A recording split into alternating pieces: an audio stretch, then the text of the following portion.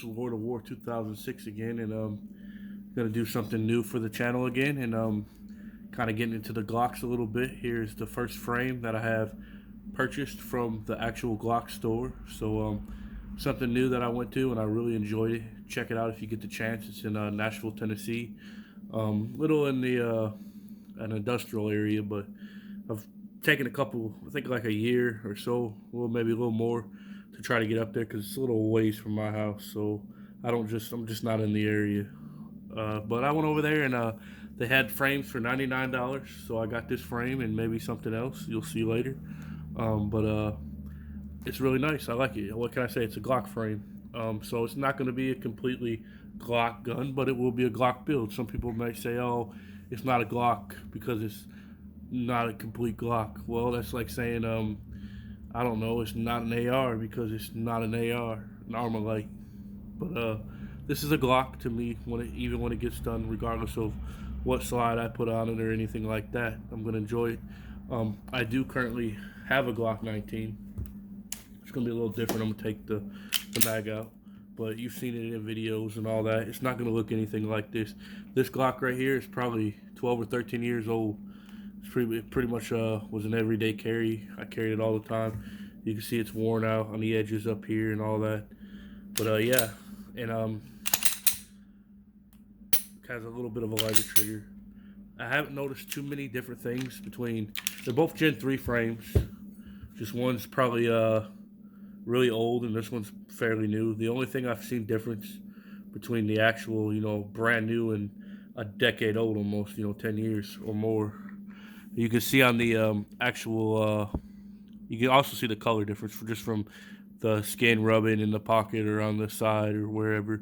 But you can notice that the engraving or the lettering, because it's kind of just edge lettering, so it's in the frame itself, is a little thicker on the older Gen 3.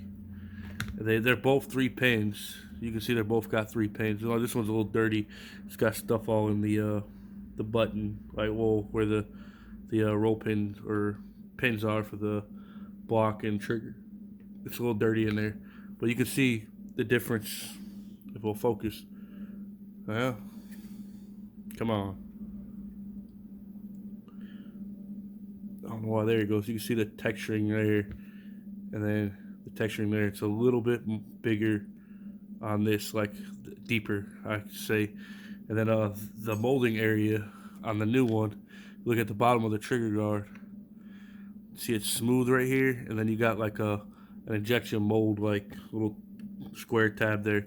Now on the other side, they both have the injection mold by the trigger guard right there. I don't know if you can see on camera, but they both have that. And then that's really all I can really tell the difference. And the Glock logo looks a little different just because they're using, I don't know, like a deeper engraving, I guess, on the older styles. Now, obviously, this internals look totally different than what a normal Glock internals would look like. I changed all mine out to stainless steel, I believe, a long, long time ago. The bar, the selector, and even the pins that go in. But this is just going to get a simple trigger, like component lower parts kit. It's not even going to be Glock, but I do notice that they have like a little computer scanning thing down here, like a UBC code or something, some kind of code. I don't know if it's in the older one or not.